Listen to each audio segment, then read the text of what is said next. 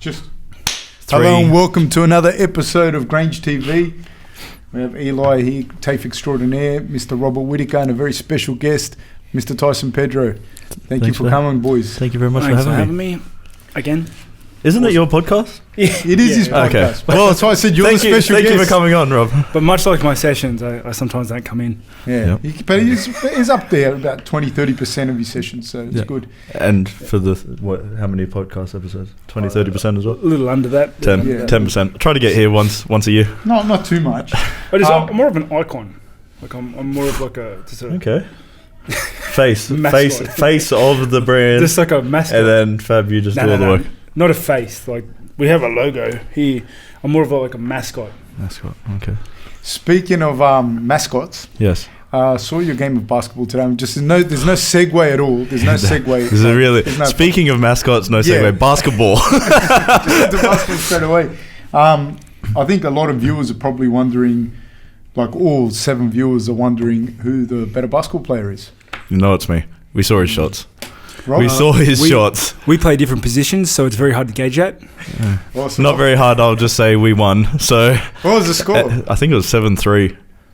No, the problem is Tyson's like a power forward, and I'm more of like a defensive back. Do not. I thought he was gonna. I thought he was gonna say shooter. Then I was gonna shut that down real quick. Back on. You're like a ball carrying lock. No, I'm more like To be fair, I'm more of a shooter. But the boys wouldn't give me the ball. At one stage, his hands were like this. I had no ball time for the whole time. He was a permanent screen. As a fixture. I'm screening. I'm just going to roll, coach. How's the prep coming for this next fight? I'll ask you first. Yours. Very good. I actually had this week off because I was like a little bit underweight, and just Cowboys does like 4 or 5 sessions like in a day, and you just don't want to miss out on anything. He brings in all the best coaches, all the best guys. It's invite only onto his ranch, and then I was still doing my sessions at Jackson Wink, so. There was a lot of sessions. I didn't want to miss out on anything. Can you explain them what the setup is, who you're training with, discuss? I will. So Jackson, I train out of Jackson Wink. So most of the sessions there, they have their pro classes in the morning. There's so many people that they split the pro classes into weight categories. So it's 155 below, 155 up. That's a funny one because some people confuse it and they think if they fight at 155, they still try and go in that class. So you got someone walking around at 180 punching on with the little guys. But good. They let that. No. They had to stop it because there was just too many people. But they were trying. Yeah. It was like, motherfucker, I know how big you are. You're bigger than me. But so I do that session in the morning, and I was staying at the ranch this time. How far away is the ranch? 45 minutes. But it's a cool setup. He's got his own gym there. He's got dorms for fighters. There's everything on there. So say you're doing, he'll go strength and conditioning, like 5 or 6, straight to swim sprints, straight to sparring. Then we'll wakeboard all day, have some beers, and then spar again in the night. So I was just dropping weight like crazy. I was trying to eat in between those sessions. And how do you eat at the lodge? Like he's got food there. Like it's not like deserted. Like, how do you eat? Pretty much the same way I eat everywhere else. But with his hands, Rob.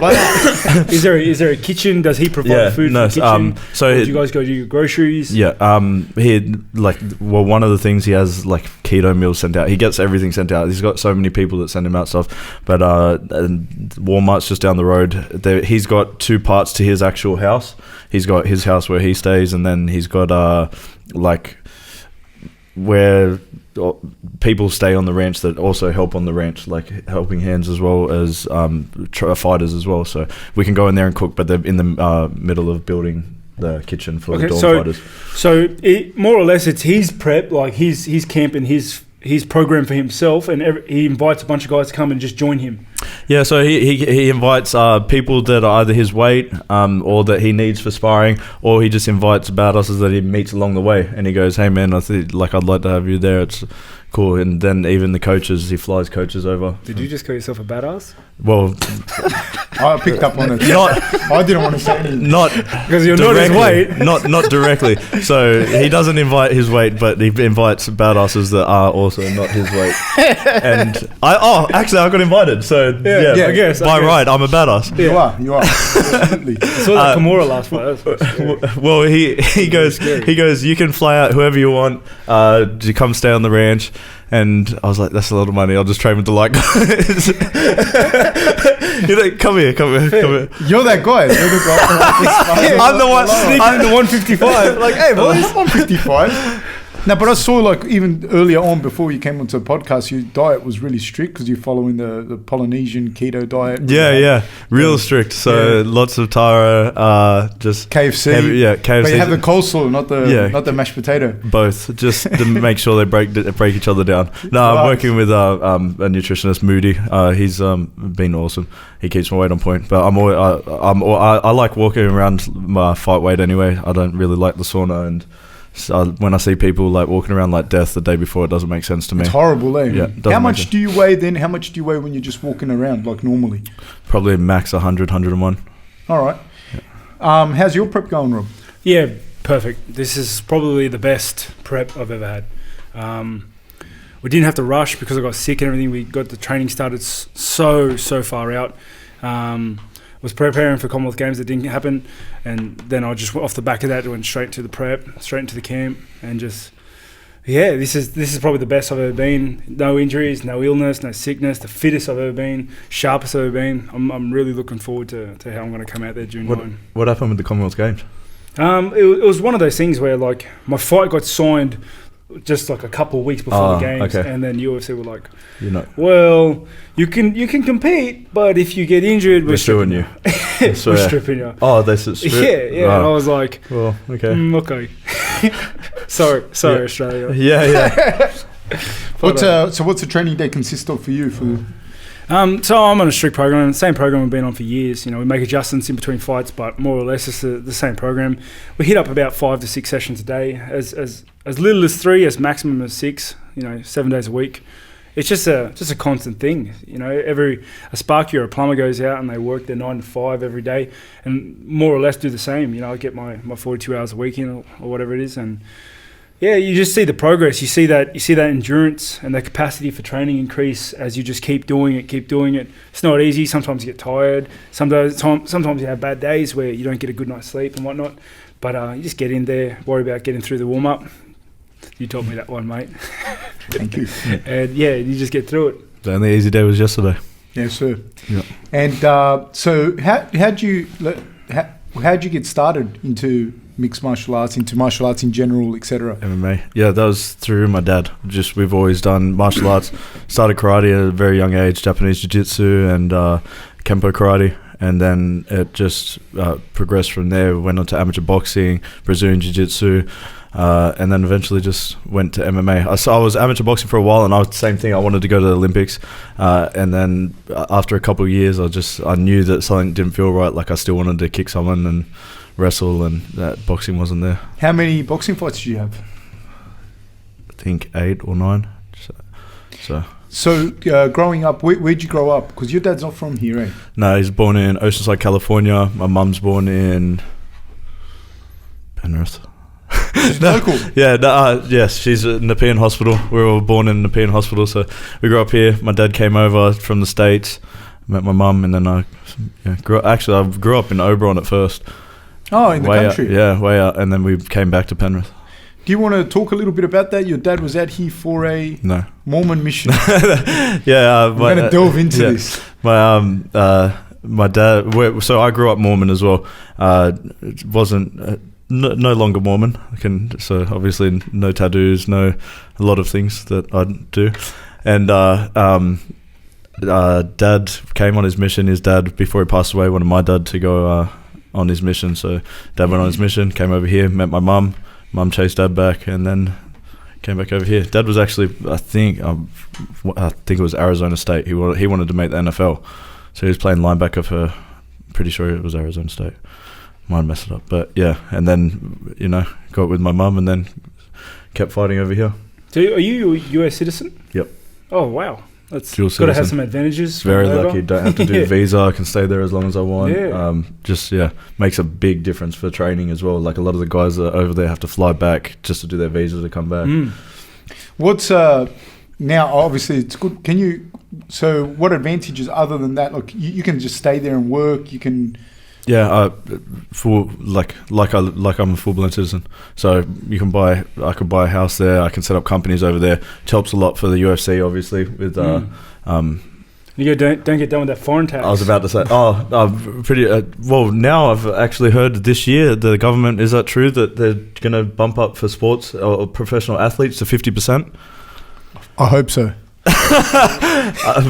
Why would you even joke about that? Like, please, it's not good news. But so I'm not a professional athlete. So I'm not even an amateur. Say again. 50%. Yeah. So Andrew Fafita, I think it was saying. So I'm planning on going to Switzerland for a little bit. I'm hoping that's a dirty lie. Like I'm hoping. No. It put me in panic mode. I was like, we're like. You make a bit more than me, but I'm already not making enough. So if you're going to take half... 50% is ridiculous.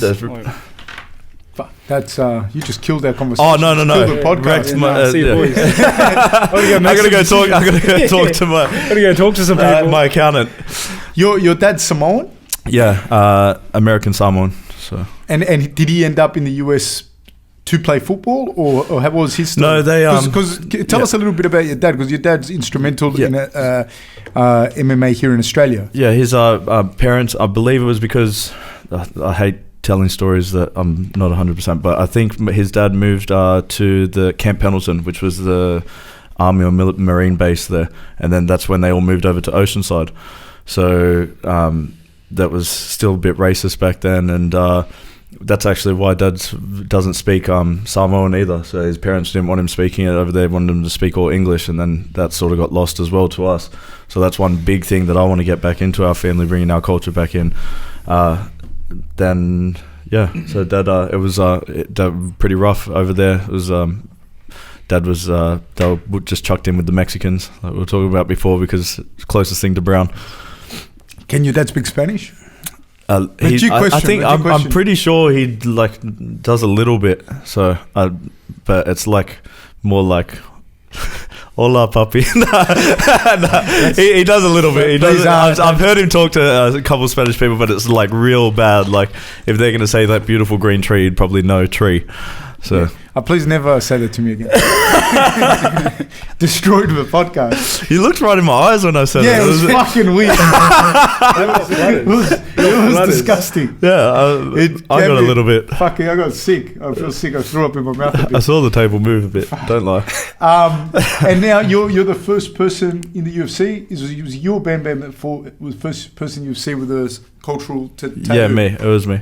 You want to tell us a little bit about that? Yeah, I got it done with Dad.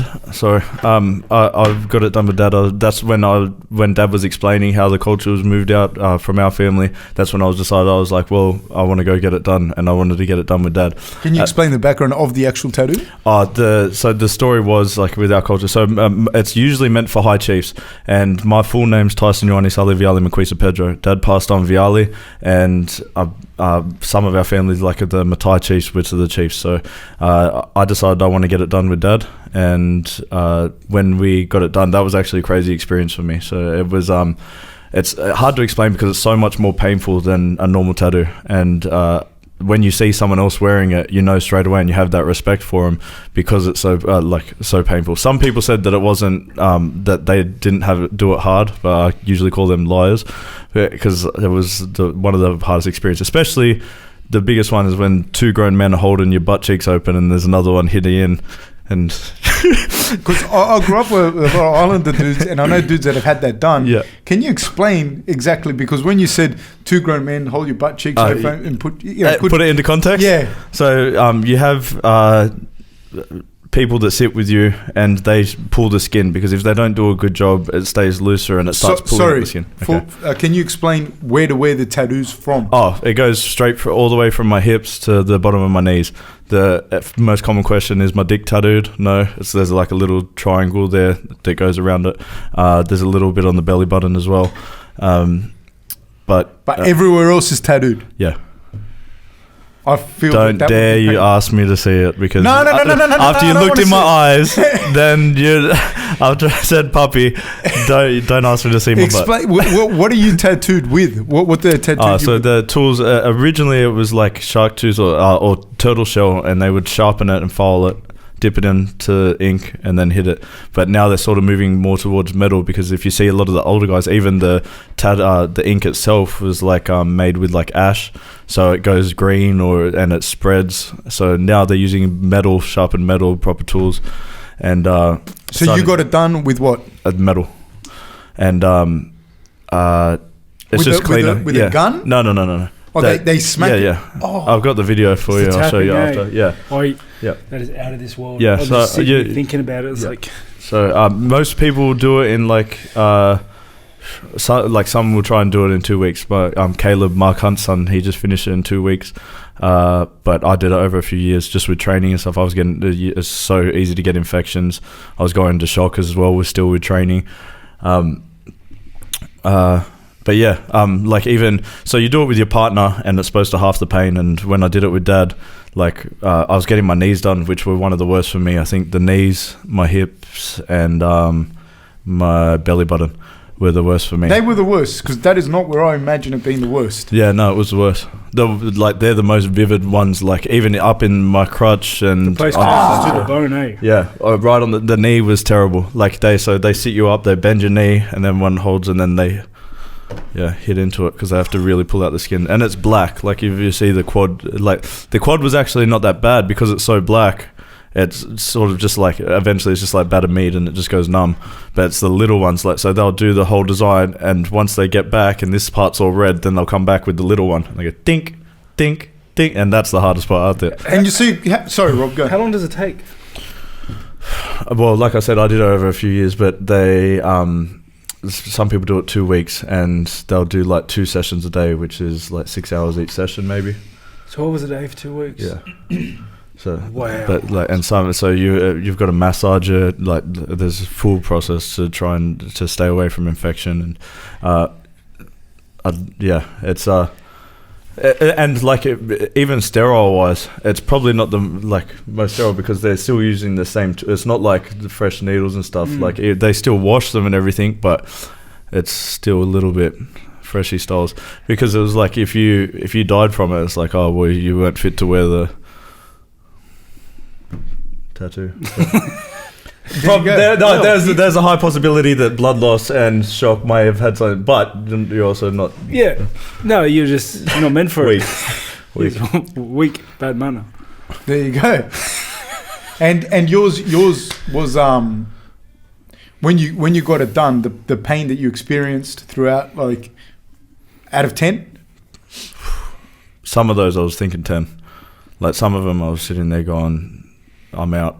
Like you just want to tap, and like one of them I was doing real hard, and Dad came over and like what was it?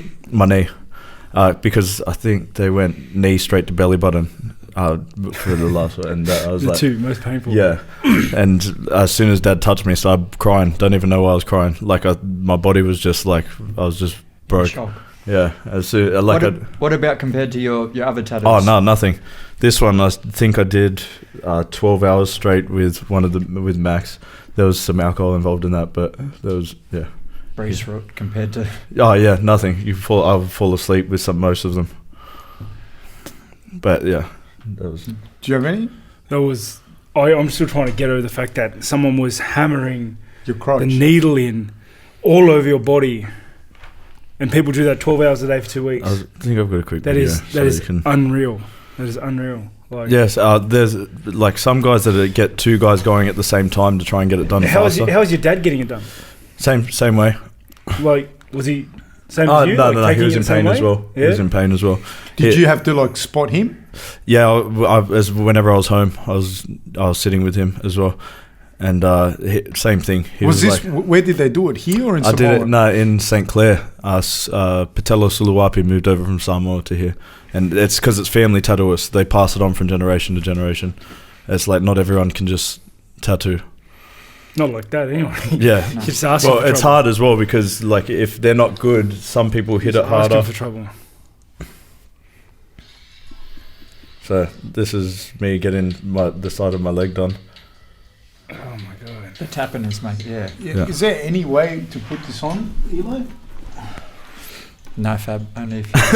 Can this be seen? Terribly. No, because of the focus. No, I can't. Doesn't matter. But there's a picture of Tyson face down. It's ugly. Yeah. So you know how some guys get tattoos and they, do you know what I mean? That's a sign of toughness. It's not when. Well, it is like a sort of the coming of. Like a coming of age, a rite of passage. For sure. The pain is a journey, right? Yeah. Well, that's the biggest thing. So. And the risk of infection is very real, because I understand. Ty, were you there when Ty got his done? Yeah. I went to some of his sessions, but I think I went. Did he get it done in St. Clair as well? Same guy, same tattooist. Are you family? Now. No, because somebody married somebody's sister, am I correct? Yeah, my sister. They just had a baby. Okay, congratulations. Yeah. But he got it done. Yeah, he had an infection, and because I heard his infection's bad. Yeah, it went. There's one line that goes inside, and it goes up to your crotch area, and they had to actually remove his testicles. Both testicles. Yeah. So how's he fighting that? That's not funny, man. I can't believe you laugh. I'm trying not to laugh. I'm not laughing like a poor guy. Hey, Ty, I'm sorry. I'm sorry to hear your loss. Man. So that was really unfortunate. But yeah, sad day. How did it happen? Like, I'm pretty sure he's got prosthetics now. Oh, because of the infection. So the doctor, they're just spread. Yeah, they're two prosthetic rubber balls now. Fuck. Well, there you go. Really doctors these days, they can do anything. Sometimes when they hit together, they make a noise. Really? This is not funny, dude. Why are you laughing? How does that noise go?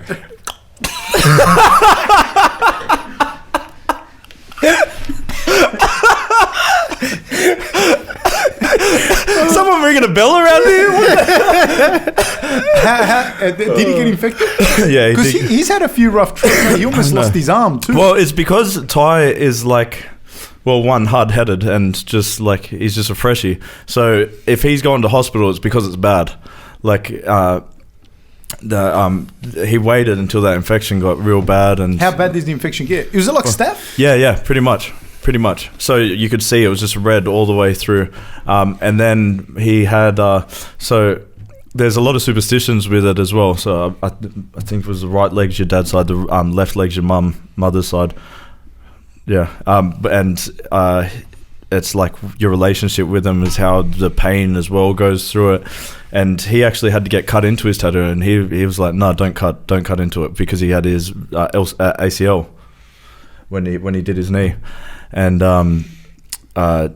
after that, I'm pretty sure like he had that's right. So they said because when he got cut into it, then he lost all feeling in his arm. So he had the surgery. I don't know if you remember that. Where he was out for a year. So his arm was like this, and the other one hit the I'm going to say this wrong. What's the... You're looking at me like I know what you're talking about. Anesthetic? No, well, the person that gives the anesthetic... Anesthetist. I was like, I'm going to mess this up straight. But so because he laid on it, they didn't move him around. He woke up and he went to go, and his arm just fell down. He had nothing in his arm. He fell asleep on his arm? Yeah, nerve damage. So the whole surgery was out like that. So I think he didn't have movement for like 4 months, and he still couldn't pick up things. Up until when? Months. He was like pretty much the whole year. So right before his fight, his that year that he had off. So when was his first fight? The beginning of this year? No, beginning of last year. Yeah. It was the beginning of last year. Was this after he fought in like Peter Graham and that? Yeah. So it was James McSweeney was his last fight in the AFC. Right. And then he did his knee, and then that's when he had the surgery for that happened to his arm. And that's when he lost the feeling in his arm. Mm. So how close did he come to losing his arm? Well, I was scared as well. I was like, they're going to have to do something to the hospital, or like at least look into it, because he was supposed to be able to still do stuff with his arms and train while he was out for his knee. And then to wake up and not have no feeling or nothing in his arm. You should have seen it. It was like a little kid's arm. And then this one was just full size, because he couldn't do anything with it. Couldn't pick up anything, couldn't squeeze. Atrophy. Yep. Just with it away. Yep. So, that was his little thing that he had when they cut into it. But my one with Dad, we were just, so you're supposed to get it done pretty quick, and there's a lot of rules and with it, and we were waiting a long time, and then I broke my leg really badly. When? 2013, and I was out for like 18 months. Rugby. League or union? Union. So what level union did you play? Low level. Like just for fun and fun? No, it was just club, and running, had a guy on my back, and then a guy came underneath, fully dislocated the ankle, and a spiral fracture in my fibula. Oh! So because when it tried to come out, it snapped that way. There was too much pressure on it. Spiral fractures are terrible. Yeah. So I went to had the surgery. They put a bolt through my ankle. Came back 6 weeks later, pumped. Let's start walking. And they put the wrong bolts in because they should have. It's a spiral fracture. They should have plated that straight away. So your bone's almost coming out of the skin. You got to go back into surgery tomorrow. Oh, so, 6 months they took. No, that was 6 weeks. That was 6 weeks. And then because I had to have the surgery again, another few months. And then when I got back for the last surgery, they realised the ankle wasn't put in properly, so they had to shave and then put the ankle back in. So all up, I wasn't back into training till 18 months. Oh, wow. Yeah, and like I was having massive problems with that whole left side of my body because I had my leg jacked up for the crutches for so long. So my hip flexor was locked. I was having problems with my back. Still don't have full flexion of the ankle. Like dorsiflexion? Yeah. Yeah. Lifting the toe up, it gets jammed. It's like concrete once it hits. But yeah, made it work. I was scared I wasn't going to fight again, just because I messed up that bad. So it just kept going longer, and then I couldn't move my leg. So and coming back becomes harder and harder and harder. Yeah, the further and longer you get. So I just started training like it was normal. Just see me grappling. I had like one leg sticking out to the side, and I was like, still trying to deadlift with a moon boot on. Oh my god. What's so going back to your dad, because we asked you a question about your dad, and then you just went on a tangent. Please don't do that again. We stick to exactly to the topic, mate, here in this podcast. So your dad, then he came back over here, and is that when he ran King of the Cage? Can you tell us about that? Can you tell us about that time as well in your life? What that was like? Before I do, the whole reason I was bringing my leg broke up, so the superstitions with Will's in a partnership, straight after I got out of the moon boot, Dad broke his leg, same bone, same place, same leg. He got kicked in sparring. So like it was a fracture right on the same part on his fibula. So then we're like, okay, let's go finish the tat. Back to your question with the King of the Cage. Who kicked your dad? Because your dad's a rather robust dude. No, it was just a calf kick in sparring. One of his guys that he was training, just a little kick. Dad went down and was like, you broke my leg. He was like, nah, you're messing around. And he goes, nah, no, it's broken. And then went in, fracture. And your dad's got like those big Polynesian legs. Full tree trunks. Yeah. But yeah. I'm always scared of that because like my bones are like, I've got like little legs, and I always think if they break that guy's legs. Yeah, well, he's, I don't know. I guess with old age comes, he's just got an older man. I've seen that guy just beast people like since I was a kid. You know, same like growing up. They were with Tony Bonello. They'd go to gyms and offer people out. Back in the old school days, they were like, "Who's your best guys? We'll fight them," because they couldn't even get fights. So even with King of the Cage, that was a crazy time. And pretty much why I've gotten into fighting. I was opening the cage door and doing all the shows. And how old were you? 12, between 12 and 14, somewhere around that age. Just seeing all those James Tahuna, Tony Bonello, all those guys coming through. I've been training with James and Tama since I was a kid, and when we first started in our garage. So I've been sparring with him for years. It was always bound to happen that like I was going to get into fighting, and Dad never wanted me to because when he was doing MMA, there was no money in it. Terrible fight promotions in Australia, so he was like, just go to school. Ended up fighting, got a hiding because I told him I wanted to fight professionally. Like you told your dad I want to fight professionally, and your dad gave me the hiding of my life. In the cage or just like in the ring. Backyard? No, in the ring. He's like, oh, you want to fight? Okay, let's go spar. Please discuss. Oh, I have told this story. I don't know if you heard it, but we went into the ring. Everyone was in the gym. We were sparring. It was probably like when I started putting I think I was like 16. I started putting a bit of weight behind my hands. caught him with a clean right, and his eyes, he does the same thing that Mark Hunt does. They like glaze over, and it's like soulless. Fob rage. Yeah, it's like soulless. Yeah. You know how you just can't see. You know what I mean? So much. You can't see it, and it's like they just look straight through you. You're not a real person, and this is where I die today. So he looked at me and he was like, "Come on, Bobby." And I was like, "Who is Bobby?" I just started running, bro. I started running. So I ran, and then... For real, he called you Bobby? Yeah, because he was fighting a guy named Bobby. So like he had a plan for a fight. I think Bobby... Yeah, he had a fight coming out with Bobby. And Dad, as nice as he is now, and everyone says, "Man, your dad's the nicest bloke in the world." I was like, man, there was a different side to Dad when he was like in his fighting days. And he just called me, just... Quick 1-2, broke nose, lost my front teeth were fake, like capped. So that I just dropped. I just remember going, "Oh, please don't be here at the like when you come into." I was like, could hear everyone talking. Oh, he slept you. Oh yeah, think. I woke up and I looked around, and it was like everyone, when they're around the ring pretending like they didn't see what happened. No one's gonna help me. No one saw this child abuse. Not one of them. Not one. There was not one witness. Nothing. So I grabbed my teeth, went to get out, and he was like, "Where are you going?" Just still a minute 30 on the clock. So he just got back in, and he made me just punch him in the face for the last minute 30, and he tried to bite my hands the whole time. So I'd imagine that you weren't putting the same amount of pep behind. No. I was crying the whole time, going. I don't want to even fight anymore. But yeah, I guess they're the vital lessons that where we are today. Like especially with martial arts, I thought Dad was always trying to kill me and hated me. We were like when I went for my purple belt, I had a panic attack. He made me stand in horse stance. It was like 20 or 30 minutes, and he just walked around and go arms out, and then with the bow staff, skink, kendo stick, bang, just hitting. Your jiu-jitsu purple belt. Japanese jiu-jitsu. Oh, because I was going to say, when I got my purple belt, we did like a hard roll. I don't know. No man came out with a stick and started hitting me over the head. A couple basic sweeps. No, I didn't even do that. Barbecue at the end. Yeah, I remember the barbecue at the end. I think someone whipped me with the belt once or something. Yeah, no, not even. Not even.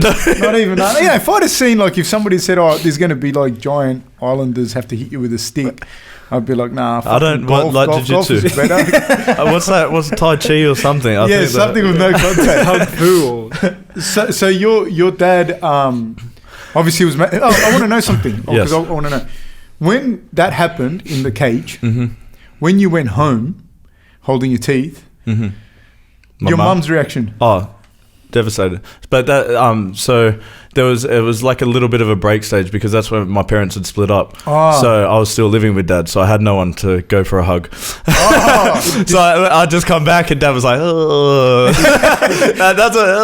Did he drive you to the doctors? No, as soon as we walked out, I was still crying, and he hugged me and was like, "Okay, you can fight if you want." So he gave you a hug though? Oh, no, a good hug. Because your dad seems like an affectionate kind of... I'm very, very close with my dad. Very close with my dad. And it was because of all this. We've gone through a lot together, even when Dad broke up and I was still living with him. So, yeah, I don't disapprove of that method of teaching.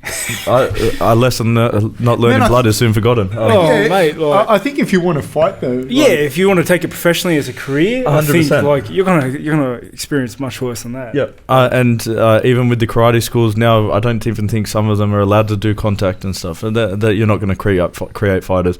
It's like so what Dad's method, maybe it was a little bit different, but even if you go, so say you do your Cert 4 and PT here or they're going to teach you certain things not to get injured.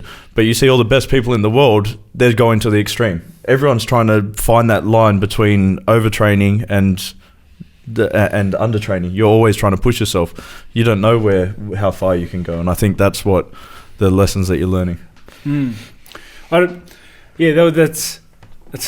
and that's just the physical side of it, of getting your ass kicked. Oh, my dad was way ahead of the game with mental side. Way ahead.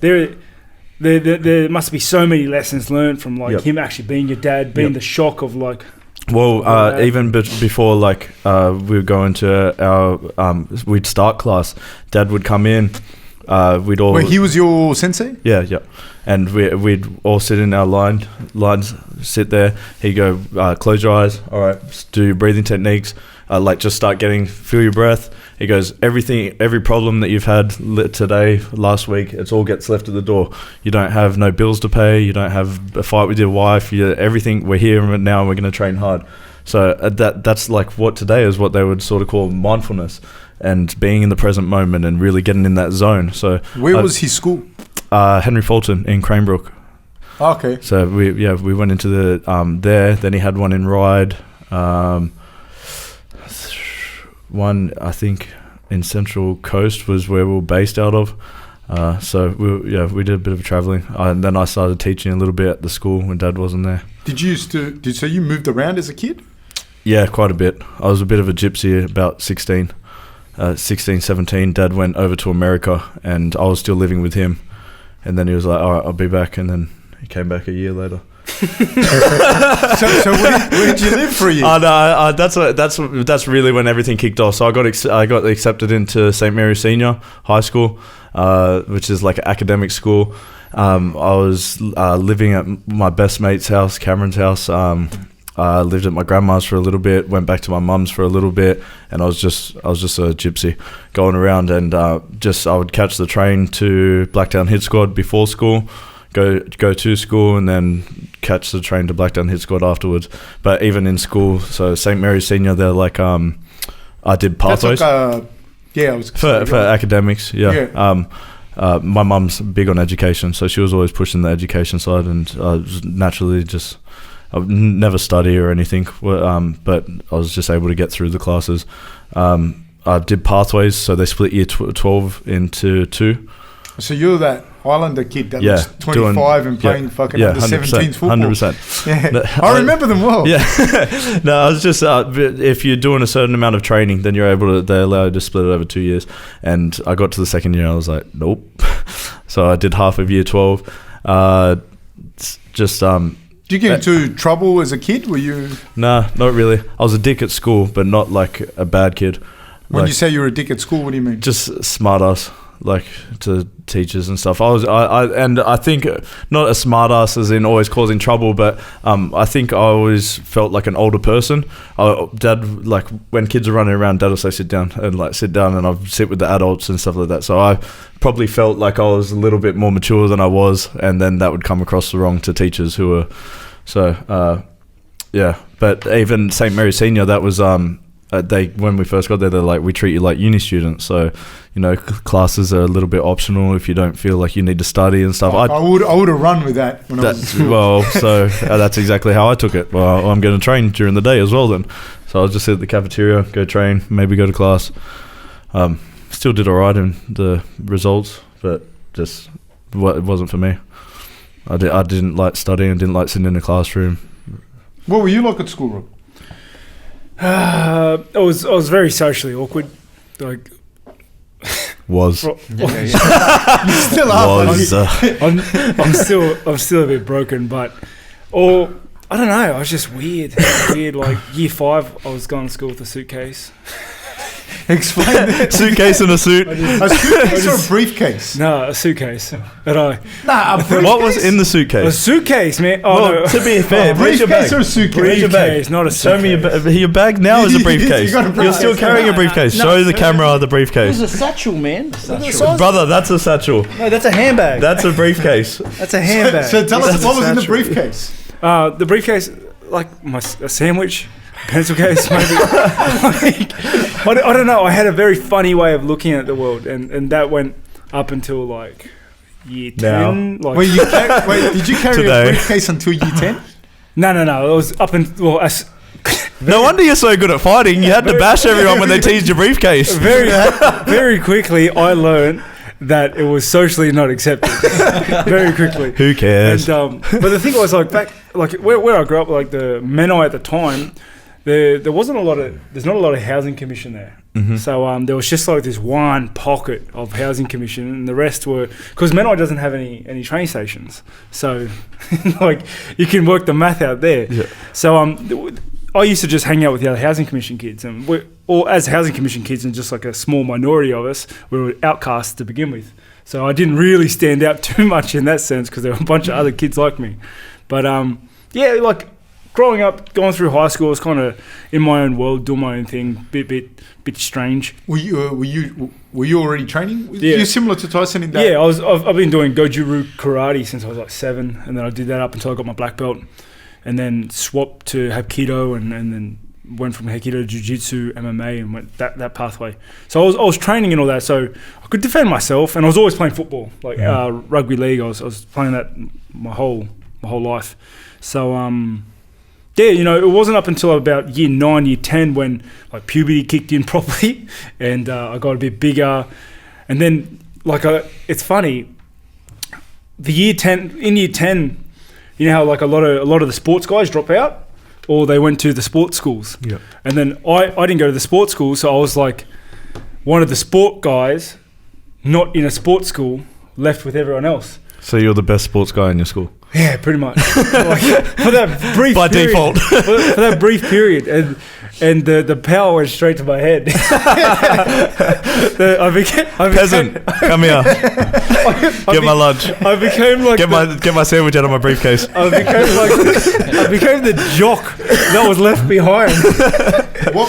It was. When did the briefcase go though? What did he bring at the briefcase? I think everyone's interested in the briefcase. Everyone is interested in the briefcase. I think you like that year. Year 7 or year 5? Year 5. When the power went to his head. No, year 10. No. He brought it back when the power went. No, so I was left there like in a jockless school more or less. And it was just. When did you take your first pro fight? Were you still at school? No, it was just at the end of school. So when school finished, it was that December when I turned 18. And you took your first pro fight? I took my first pro fight. What was that? Were you very nervous for your first pro fight? I assume so. No, but you can't. It doesn't stick out that you were nervous? No, it doesn't stick out. I can barely remember the event. What about you, Tyson? No, not at all. I'm going to ask you both. Sorry, go on, please. Do you get nervous before a fight? No. Hmm. I think same. What do you get? What's your feelings before a fight? Because we've been at the back with you as well. Sometimes I get scared that I'm not nervous, if that makes sense. I see you walk out and you look like you are having the time of your life. Yeah, like sometimes I'm standing there and I'm going, I should feel something here, and just nothing. But like I really enjoy walking out, and then same thing once I bow into the cage. It's like that's. Are you nervous then? No. Okay, guys, we know now that Tyson is a sociopath. I put it down to like hundreds of karate tournaments, hundreds of Brazilian jiu-jitsu tournaments, amateur boxing fights. Were you nervous for them though? Some of them. I remember one of my jiu-jitsu fights. I got into the finals. I think it was for the ADC. World title trials, which I won, and then I didn't end up going. But yeah, I remember that last fight. That's the closest thing I could feel to nerves. I was standing in front of the mirror. I was like, yeah, we got to win this. And that was a bit about it. It's funny, like you don't feel nerves, but you have no problem switching on. Because I've seen the way you perform in there under pressure and after copping hits and taking down, like you perform well. You know, like there's like a switch that just goes off in your head and you do what you need to do. Yeah. I think it's like, and you know, man, like it's not thinking in there. I think that's when you're in the zone, when you're not thinking about it. As soon as you think it's too late. I agree. I think like you're just in combat, and once you're in combat, like that's just where you live. Like yourself growing up through like your whole life in the combat sports, in around that environment, you feel comfortable. Yeah, just make it happen. Whatever happens, happens. And sorry, no, please. I also think like us being some of the first Polynesians doing martial arts coming through was a big part of it. We're part of that next generation as well. That's like a lifetime. A lot of the guys coming in now have started MMA later on in their life, and I'm excited for this next generation who are doing jiu-jitsu since they were 4, doing badass jiu-jitsu practitioners, badass stand-up fighters, badass. We have guys like that at the gym now, and I look at them and I think, holy crap. If I let you get 10 years older, you're going to put me away. Yeah. So I've got to stop you now. Yeah. I've got to stop them now. Yeah. and just make sure they have like a put it bad down knee there. injury or just something. pull that weed out, Yeah. like cut it off at the roots. Like man. I ripped that heel hook so bad. There's a couple of 3-year-olds. Blow out the knee now. There's 3-year-olds in. They've got a little kids class. They've got 3-year-olds class, and I put a heel hook on one of them. Yeah, you've got to make sure Or it just turns. cow catcher him, and just run him into the cage. Make sure that they got a bad neck injury. Oh, so they mate, can't- yeah. What about you, Rob? Do you get nervous? Bad. Like, But nervous how? Are you... like Explain that. I don't get nervous because like I've seen guys get nervous before football and stuff, throwing up and whatnot. Like I don't get that nervous. I get, but like Is it anxiety or nerves? Or nerves and anxiety? it's if I had to call it something, I'd say it's a fear of failure. Because I'm never worried about getting injured. Like that is never even thought. It's getting in there and getting it put on me and looking like a bitch in front of all my family and friends, and then that makes me mad, and then I think, oh, you want to put it on me, and then I think like this guy has the gall to think he can put it on me, and then I stimulate. So if I'm a sociopath, what's that? Because he's having 4 conversations in his head before he's walking out. But everyone knows he's a sociopath.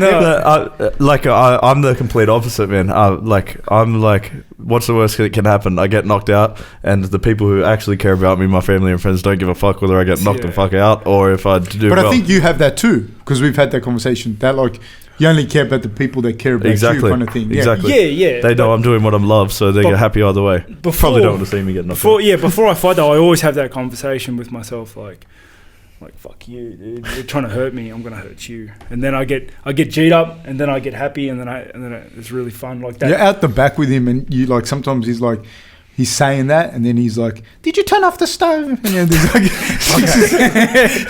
Why do I sound like that? "Did you turn off the stove?" Yes, I did. They're like switching back and forth. I get very anxious, as in like I want to know what happened in the fight now.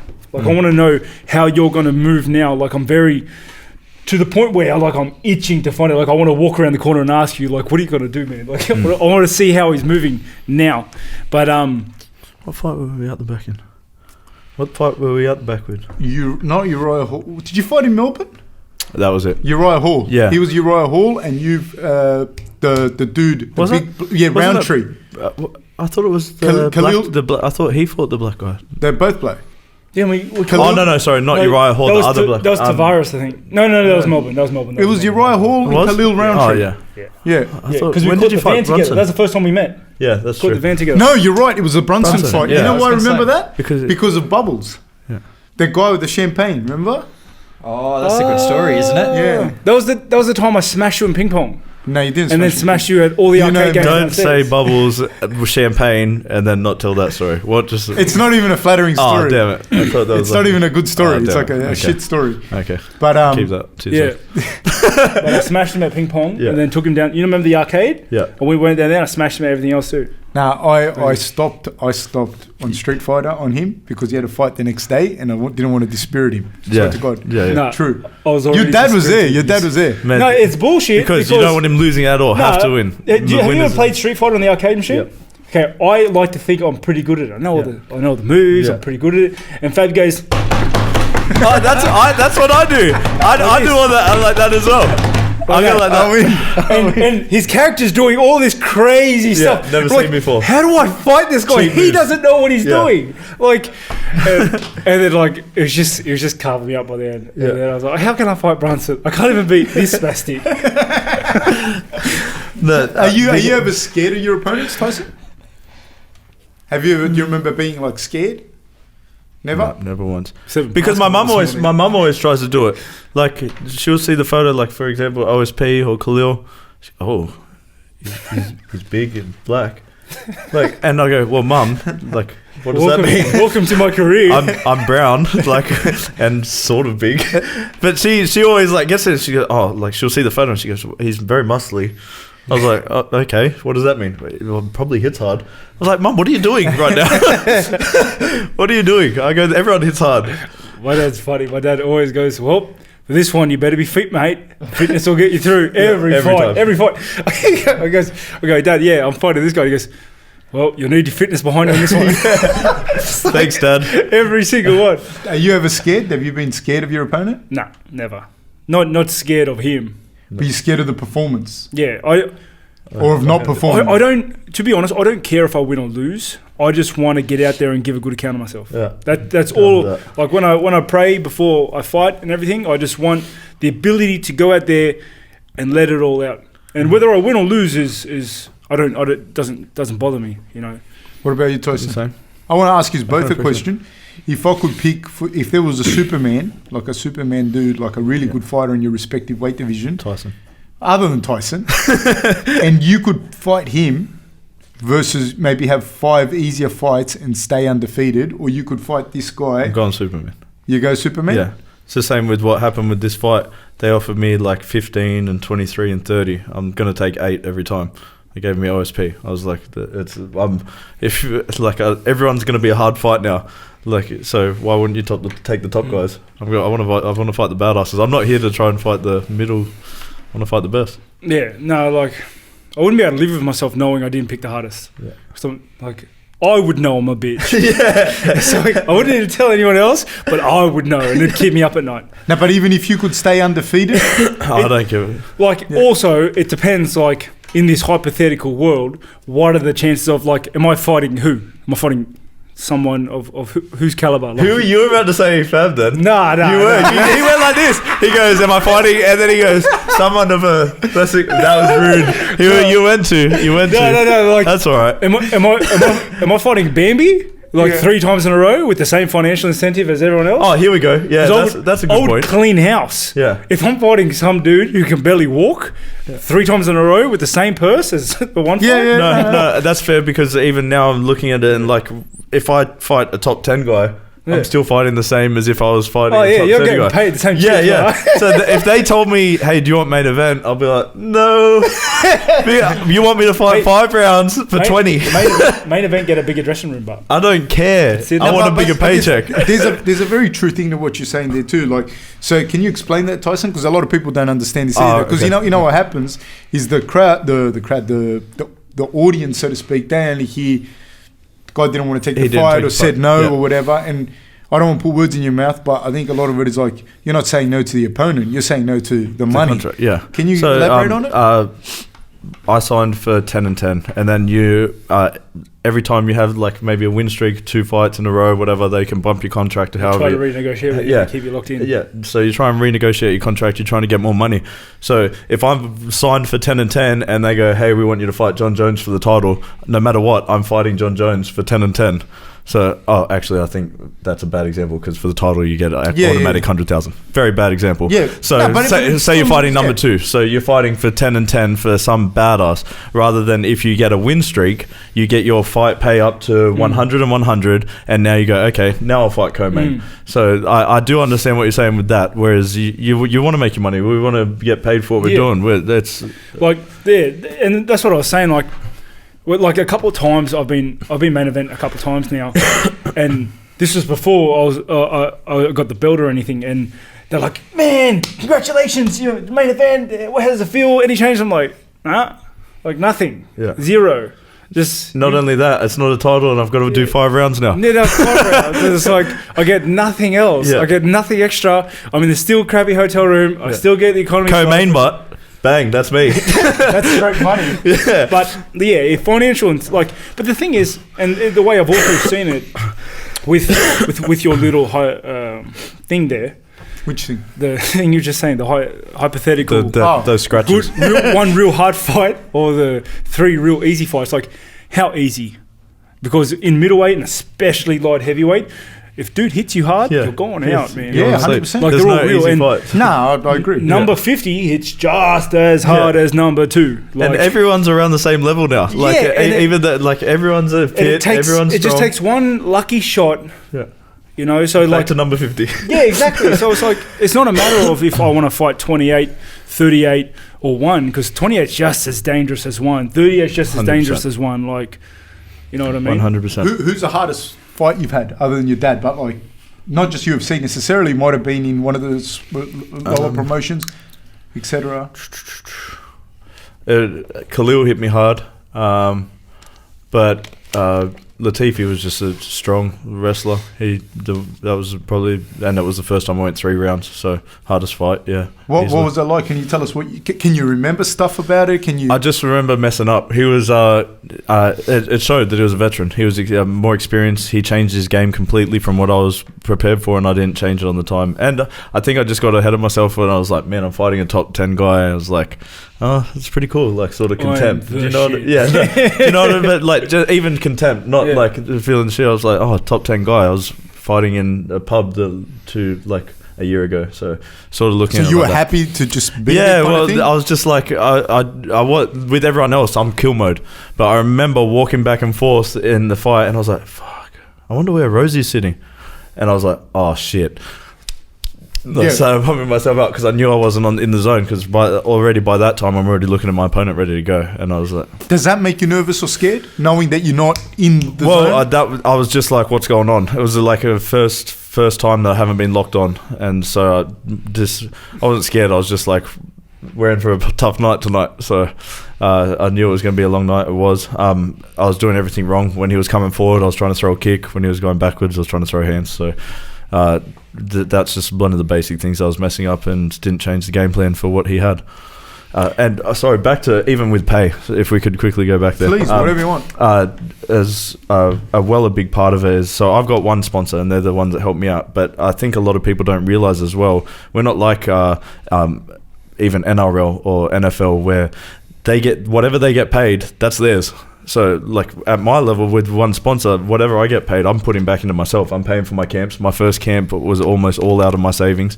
Cost me 40 grand to go to Jackson's. So, but I was like, that was my first big camp. So I was like, everything's going back into myself. But we've still got to pay our own doctors, our own physios. It's crazy. Like it's not like teams. People don't realize this, but we're like a business, a company, and like 60% of everything we earn gets put back into overheads. 100%. Like it's crazy. Like people see the figure you get, and you're like, oh, you just made mint. Yep. It's like, no, cut that in half, and then half that again. 30% coaches, management, then add in fight week minimum. This isn't even camp. Fight week, paying for your coaches' flights, coaches. You pay for your coaches? Well, everyone's got to pay their own thing. You said for us. All your coaches have to pay themselves and pay your ticket. Tell us more, Tyson. Tell us more. I'm fucking learning on the job. Dead. Rob's like, fuck this guy. Sorry, Tyson, you were saying you pay your coaches. Go on. Yeah. I thought the UFC would pay for 2 coaches. One. And I believe it used to be 2, but when WME came, it was 1. Yeah. Wow. So. Was it ever 2, Rob? Nope. Oh, it wasn't? Nope. Oh, okay. Well, It's never 2. I believed wrong. It's 2 if you're like champion. Yeah, all right. So how many do you get? 3? 2. 2. I think 2. Yeah, all right, go on. And 2 flights, 2 rooms. Yeah. Or 3. I don't know. But I know it doesn't change. It's 1 and 1. Yeah. You get one additional flight and 1 additional room. Yeah. That's how it's always been. Mm-hmm. Like yeah, but it's absolutely ridiculous. We could rant about the pay structure of the UFC all day. Let's not dive. Is this him trying to change the subject? Let's not talk about coaches getting paid. Let's not talk about coaches' pays or anything like that, or flights. Let's or not make it awkward. Let's just move on. No. What were you saying before, Fab? So how do you balance your life financially and whatnot as an up and coming fighter? Do a lot of appearances. Management gets onto the appearances. They help out a little bit. Looking for sponsors. I have like some hopefully big sponsors. Like the worst thing in Australia is we're not only trying to sell ourselves to sponsors, we then have to sell MMA to them. We have to sell the sport. Yeah, because we're not. It's not as established in That's Australia. been one of my biggest goals, and I can see it's also one of your goals when I see you on Instagram, when I see you on Facebook doing your thing, that we're trying to drive the sport to a position that it's on par with all the other respected sports. You know, that's all we're trying to do, is just get it to that level, so that not us, because like by the time the changes happen, we won't be. No, you know, 100%. But it's for the other guys that say, you know what, I want a career in MMA. Yep. Like they can actually go for it, not have to sleep on a couch or in the back seat of their car while they train 4 times a day. You've heard that story so many times. And that's why it's a big thing, and that's what I want to do, what Cowboy's done, because he won't charge a lot of those guys that he's bringing over like to stay at his house for free and stuff. And that's what I want to do for Australia, do like a super gym where just in my backyard as well. So like invite all these bad dudes and just go, hey man, if you're in town, come through, come train. And that's... I have a question for you. Yes, sir. You never thought to just move to the US, being that you're a US citizen, and how easy that would be? Yeah, we have. But my wife's got a better job than me, and I plan on being a stay-at-home dad in 2 years. No, she's like, her job's important. So I plan on not even be fighting. Probably shouldn't be saying this, but I reckon 5 solid years, and then a good run at the title, and then probably let the wife get her career going. It's a very selfish sport, and she's backs me 100%, so I'm going to do that for her. But that's can we ask what she does? Like, she just works. She's pretty high up in Westpac. She does the HR there. So hopefully CEO of Westpac, and then bang bang. Good money. but the big thing, I think it's smart as well, like for you to because you sort of see dudes that have been fighting for a long time, and it's that fighter like Ty. He's like, I'll be fighting my whole life. Mark, he's 42, still banging on. I don't want to. Like I'll always do martial arts because it's that you never but to be at the professional level, training that whole time, always turned on 100%. I don't see me doing it for a very crazy long time. Plus, I'm already ugly enough. Like, I've taken enough punches to the head. The thing is, like, I think, like a lot of what you said, I'm very much along the same wavelengths. I don't want to be fighting forever. But I think people like Bam Bam and Mark Hunt, they don't see fighting as we do. No, they're fighters. It's as if they're just... That's just them. That's how they're going to do it. Like, this is... If I don't punch people in the ring, I'm going to punch people outside. I'm either getting paid for it or I'm not. Yeah, like, I'm still punching someone. Yeah, but this is what I'm doing. Someone's getting hit tonight, you know what I mean? 100%. Whereas, for myself, like, when I fight, every last ounce of everything I have goes into that fight, and it destroys me. Yeah. Like, I leave that fight a little bit less of who I was. Yeah, I can agree with that, because after every fight, I go straight on holidays. Yeah, it is soul-wrenching. Just complete rest. Don't even talk about fighting, nothing. Don't want to hear about it. So that's why it's hard, because as soon as, when you're walking in the dress sheds, they're almost already asking who the next fight is.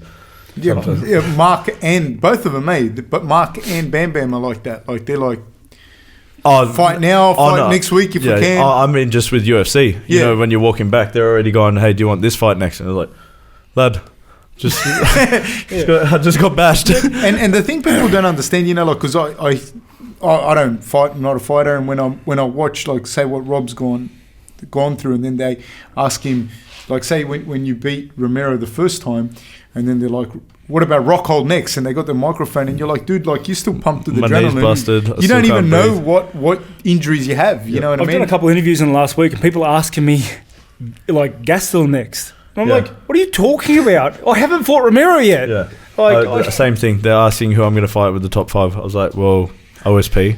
Yeah. I'll be fighting OSP. Yeah, I know that for fact. Yeah. And I'll let you know after if I think of someone. Let me tell you how that goes. Yeah, right now in my sights there's one fight. Speaking of OSP, what do you like? Crazy strong. He's just a freak athlete. You see him, people go for double legs and just lifts them up. It's just Von Flue gets everyone with the Von Flue. It's just a big dude that can hit hard and is dangerous. But everyone's dangerous and are going to work around it. Try and work my game plan. What do you think of him? What does he bring to the table that maybe some of your past opponents haven't? That left kick comes up fast. Like, that's a big power left kick, and when it's kicking on your arms and he's kicking your body, and then everyone seems to drop their hands. You can only take it so much, and eventually he just lifts it up a little bit, catches it. He's a little bit slower, but that's because of the power. So everyone brings a new puzzle, and that's my favorite part of martial arts. I feel like that's some like I've increased watching tape, but I still don't watch tape anywhere near as a lot of people. I enjoy. Do your coaches watch it? Yeah, and then they'll go, okay, I think this will work. I'll take it on board. Yep, okay, we'll do this, implement this. But I think my favorite part of fighting is working out that puzzle while I'm in the cage. Like I like going in there. Okay, feel it, bang, bang, bang. Working the person You out. were in Albuquerque now for how long? 4 weeks. Did you work with John Jones? Was he training? No. I'll ask that because he Yeah. went 5 rounds with. Yeah. But his I spoke to coaches? him. Yeah, I spoke to him. And he was. I got all the notes from all their coaches from the fight. Obviously, that wasn't one of John's best performances. He still won the fight, but he wanted to do a lot more. It was his first fight back after, I think, a year off. But this is the first camp that I got to work with Greg Jackson and Brendan Gibson. Some people might not know, when you go to one of these big gyms as well, just because you're going there and just because you're paying doesn't mean you're going to get to work with those coaches. You know, they've got so many high-level guys that are already on their board, they might not take you on board. So this was the 4th camp there, and I've only just gotten to work with them, and it was pretty amazing. As a martial artist, I think it's the most I've developed in the past few years. Okay. Your opponent, Romero? You fought him once. What's No. your feedback? Well, it was a nightmare the first time, to be honest. it was a slog. Gone 5 rounds with that dude was hard. It was very tiring. It was a war of attrition, and they're the worst wars. But I think, to be honest, I feel this fight is going to take a very similar turn. I think it's just going to be a war of attrition, and I'm not going to quit. I have an interesting question to ask you. Can you tell me, like, obviously without insulting each other, or insult each other for the viewers, For the views. but what do you think, like, how do you see the fight?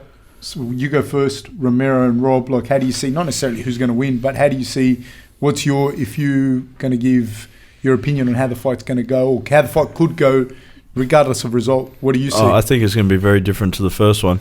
So only in the fact that Rob was fighting with a bung knee. Like I don't think he's going to get hit with the same thing, and it's going to be impressive because he's just next level.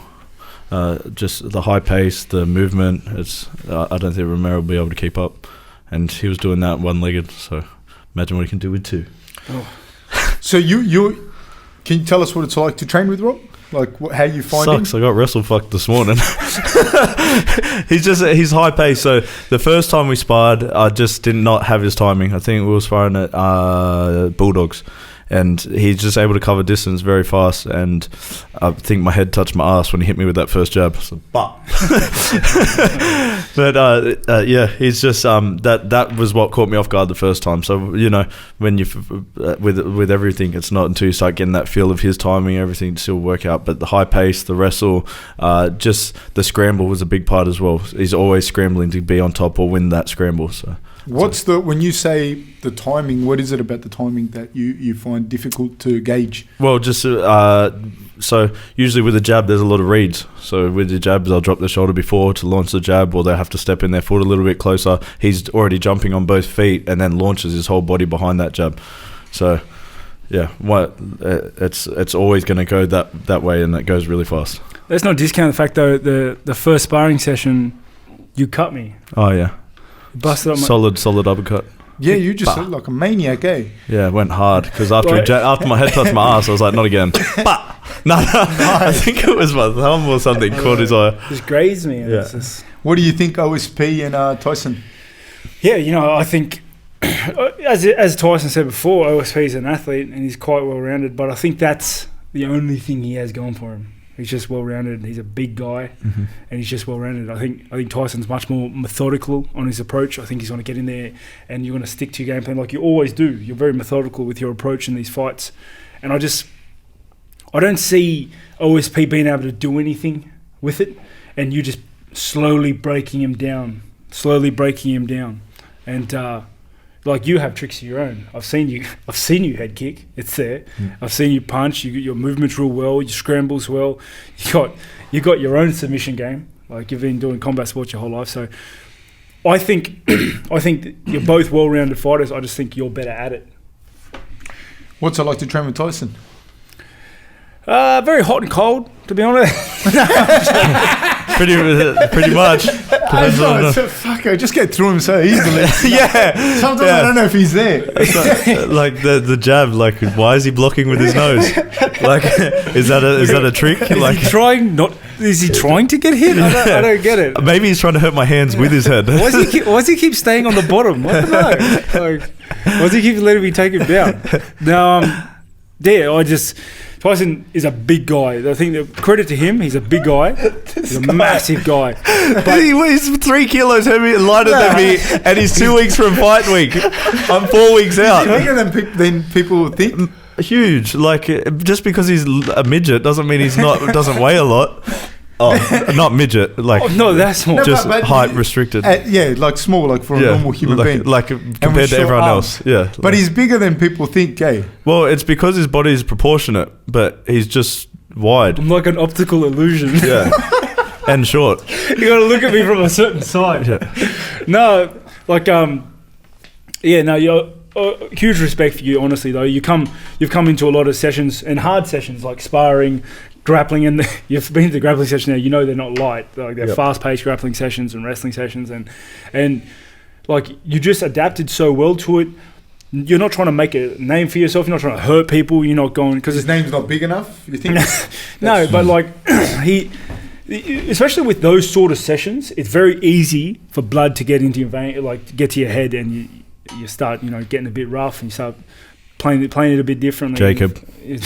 sorry. Jacob. What happened with Jacob? I must have left. No, he donkey kicked me on the chin this morning. I was like, mate, I thought we were friends. I'll just go over a single league. Pride rules. Yeah. Pride rules. Jacob's still making his name. Like, he's still trying to work his way up. Tyson ain't shit. No, but you just come in, like, you're obviously you're being very nice. You're not trying to hurt anyone. You're not. I see you get locked sometimes or get into a position where you could do some damage and you don't, and I appreciate that. I'm sure the team appreciates that. We love having you there. It's the same with you, man. Like you've been training that long, and if I could go back, I learned this from James Zahuna. He was like, if he could go back, and same thing happened with me, he would choose his training partners. So you never want to be that guy. He has so many injuries, and same as me, because of some guy who's come into the gym.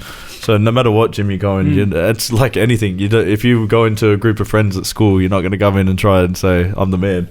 You're going to go in there, fit in, and not fit in, but make it like gel with the team and make it work. So you're welcome back again. Yeah, it's and you've done that. You've organically just come in and joined the team and become part of it all. And no, it's great to train together. James was a pioneer in Australian MMA, and I always followed his career. Like, I like James a lot, and that what you're saying as well. Like, it would be hard because being who he was at the time, there would have always been someone that, like, it might be James's third session of the day, and the dude, and I see this still now, and sometimes like guys come in like this, and I'm like, no, you can't partner up with Rob, and like, Rob might not even know about it, and they're like, oh, but I'm here to train, and I'm like, yeah, but you like have a periodization chart for today, and it's his third or fourth session. Yeah, exactly. Do you know what I mean? This guy's like on an Olympic cycle for that day. And so that would have been very, very hard. Yeah, especially when it was in the early days when UFC was like the massive thing. Like he was one of the first in Australia doing it. I think he was the first Australian to win a fight here. Oh, was he? In Australia, I think. Yeah, and that's like it's crazy because you have all of these guys who watch UFC back in the early days, so they were just as big fans as they were training partners. So they're coming in and go, I can get it over him. The culture for it was different. Especially, I don't know, I found the culture here, sometimes if you're in the same gym with a dude who is much better than you or stuff, I feel like sometimes the guys just go, I could take him. Mm-hmm. and then they try to put it on you. But that would happen in the US it happens everywhere. In the big camps. For sure. Everywhere. Jackson's isn't too bad. And like, there's always levels to this. Like, usually, if you can, that's what when you've been around gyms for so long, you get to read pretty quick. Like, you see how that guy's going to go, and you go, okay, well, I'm going to bump it up a couple levels for you, and then like make sure that I'm not going to go easy. Like, when I'm training with you guys, I'm like, okay, if you're going to try and hurt me, I'm going to definitely maim you. And that's how it is when you go in softer, and then they go, oh, and then they're always the first ones to go, what are you doing, man? I was like, come on, bro. Why are you going so hard? Don't. What's it like to how hard is it to find the right training partners? Crazy over here, because like, you're saying like Rob's the best in Australia, so to come out here and train with him is like a big deal. There's no one else light heavyweight. You just have to travel everywhere to try it. So I'll just go try and wrestle with the best guys, try and kickbox with the best guys, try and do that, and then try and bring it together. No, but how hard? Not so much from a skills perspective. How hard is it to find dudes that? No, not too bad. It's gotten a lot better. Back in the days, it was terrible. And I know I'm only young, but I'm still in EFG days. Like, everyone's got a chip on their shoulder, especially out west. Everyone wants to be hard. Everyone wants to be the toughest guy. So, especially with the gym rivalries as well. Yeah. I feel like the culture's changed a little bit. Yep. But especially for athletes like ourselves, but gym rivalries were huge. Yeah, massive. Like I was saying, Dad and Tony Vanilla, they'd go because it was hard to get fights as well. So they'd just go around to different gyms, say who's your best guy. Let's fight. How much of a fighter was your dad? Yeah, massive. But he was doing like bare knuckle, the underground stuff, trying to make money. So he had I think it was 6 black belts in all different styles. Just always had been around martial arts. And then once he was one of the first guys doing like MMA proper in Australia. What is it with your dad and his love for martial arts? Fighting? Obviously, yeah. It's just I don't even know where it came from, to be honest. No, but obviously it shows like a massive amount of dedication to get those for black sure. belts. Yeah, So for sure. Where do you think that came from? I'm not. I couldn't tell you. I think he actually liked hurting people before, so he tried to go and find the best ways. Like, I remember he was trying to make up a style where pretty much every move that was banned in every martial art that he did, he would make that part of his martial art. Only heel hooks and neck cranks. So if no attacks to the spine, only attack the spine. So back punches to the back of the head, like all. That was his idea. So I don't. Yeah, I think that was it. He just. Do you think it helped? Did it exacerbate the situation, or did it make it better for him as a person? Definitely better. Martial arts, and I always recommend martial arts for kids, discipline-wise, self growth, because it translates straight into life. You always want to be a better martial artist. You always want to be better, and you're trying to better yourself every day. And I think that translates straight over. If you want to be a better person, trying to be a better person every day. So that's why I like martial arts. Do you have brothers, sisters? Yeah, brother and sister. They used to train. My sister was a killer. Isaac was like half killer. He was like that. Half killer. Well, like, here's an example. So when he went into a jiu-jitsu tournament, he whispered tap into the guy's ear so he would roll off. And when he rolled off, he like went bang and jumped on him. And we knew it did. That's how Eli rolls. He was like tap, tap, bang. Yep. But Dad used to make them spar. I remember Blackdown hit squad. Briley was bashing my little brother Isaac, and he just rocked it with a big overhand right. Who rocked who? My sister was like beating him up. Who's older?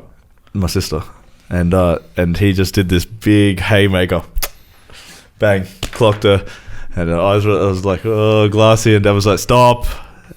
And that's like Isaac. The only reason he did the haymaker was because he was like getting the teary-eyed, angry sort of haymaker. But he's so one time I let him spar me, and he was like, I had a bloody nose. I was just letting him punch me, and I walked out, and my dad saw my nose bleeding, and he was like, "Oh, you reckon you want to come here and try and put Tyson on show?" He's like in his gym. So he made Isaac spar him, and I'll never forget it because Isaac did like a fake knockout. My dad hit him, and he went he went down the ropes like this, and he might as well have just. And Dad was so angry. Dad booted him. He was like, "Get up!" He's like, "Oh, okay." Sorry. Did he play football, your brother? Yeah, played under 20s for St. George and Bulldogs, I think. Man, hard football career, and this is what I say about football. My only main injury was from rugby union. He's had 2 shoulder recos at 20, so pretty much retired now. Had to put his pecs to his shoulder just to hold the shoulders in. They just kept both coming out. Broken wrists, broken ankles. So that's a hard sport. And Bam Bam was a football player too. Yep. He was a gunner. Yeah, played for Roosters. Yeah. How much you don't train with Bam Bam at all? Yeah, but he's just too big. Like I like training with middleweights or my weight because smaller guys. Yeah, because it's the easier. Like me, smaller guys. It makes it easier to like beat them. I just because I honestly believe they're a lot faster. They're more technical, and it's probably closer to what you fight. Yeah. More than a heavyweight. Exactly. Heavyweights try to land that one clean punch or like a big takedown. And not only that, it takes so much for me to get around that guy's legs, man.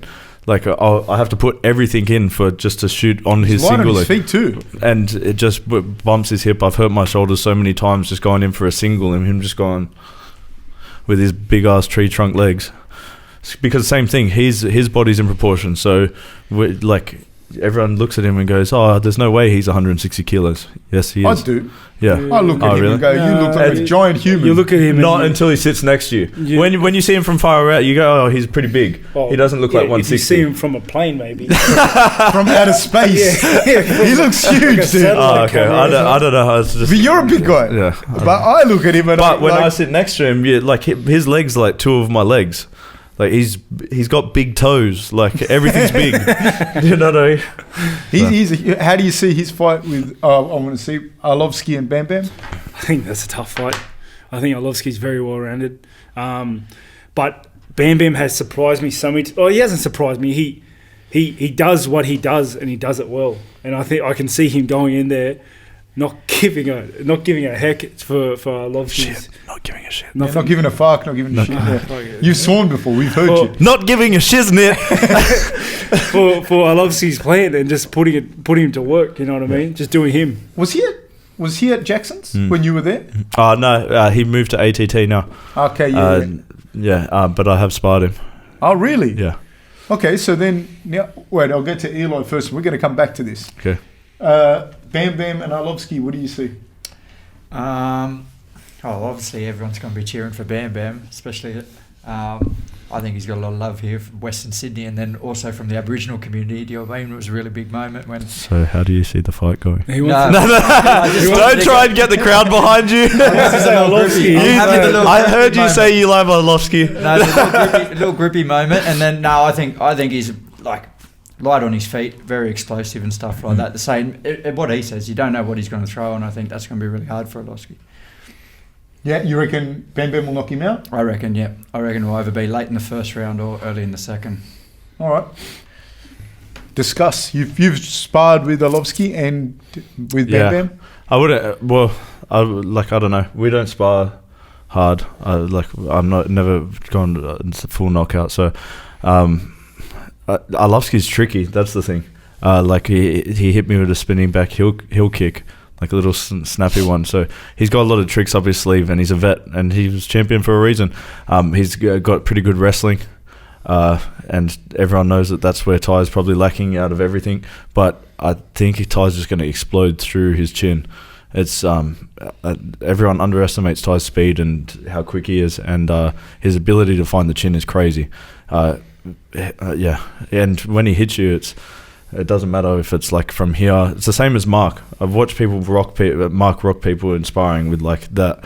They just know how to get all of their weight into that small hand. In fairness, they can just get like 30% of their weight. And it's not small hand. No, well, yeah, big club. Big-ish hands. Yeah, just. So how do you reckon? What do you reckon? No, I think I have a feeling Ty's going to do what he does and just explode through Arlovsky. Sure, but it's just hard because Arlovsky knows that this is what's going to happen. So does everyone else, but he still does it. It's can Arlovsky get him down? You reckon? It would be interesting. I'm interested in that because as lacking as people say that Ty's wrestling is, or maybe his ground game, he's very, very hard to take down. He's I very feel like Mark Hunt hips almost. Yep, very, very similar. And I think it has a lot to do with the rugby league stuff. He's just able to stay on his feet. And being a giant, agile. Yeah, and his feet are so flat, it might as well be trees in the ground. And have an equal weight to his legs, to his upper body. and he's not, but in fairness to Ty as well, he doesn't just swing for the fences. Like No. he knows how to hit. And that's what I mean when I say he finds the chin, because it's accurate. It's like he's not just hoping that one of these big shots hit. He's coming through, setting up, and even he's getting way better at going to the body now, bringing those hands down and mixing it up. And yeah, he's very dangerous. Another thing, we've been trying to get him on this show, on the podcast. Yep. And he's in Thailand. No, prior to that even. We just haven't been able to catch him. Yep. So if anyone can catch him, please, let's have him on the podcast at some point. There is a bounty. There is a bounty. There is a bounty. Let me just say that Ty's organisational skills are not the best. I don't know if you know this, but we have a half-cast podcast, and he rocks up and talks. Everything else. No, like I look at him and I think organised, but Oh yeah, no, for sure. I think he's got a ledger and a journal. Yeah. He displays. He's got those, those old school green accounting visors. And he, I don't know. I get a sense of organisation from him. Yeah. so we're trying to get him on, but it's been hard. Okay. So I'll send him a message. See where he's at. So there is a running bounty on Ty to bring him in here for the podcast of $100. Nice. So, do you just pay Ty $100? Because do I get paid after this, or Ty will just rock up now. Yeah, Boys. Someone's holding my money. Look, I think we'll wrap it up there. Thank you very much. I said I had a meeting at 1:30 and you purposely ran me till 2 o'clock. I was just and because you know Daniel Rivet sitting out there waiting. It's just a power play on my part. I'm a really weak, insecure individual. Thank you very much for coming, Tyson, on the Thank you for having me, podcast. guys. Thanks a lot, guys. Eli, thank you. Appreciate it. Thanks again.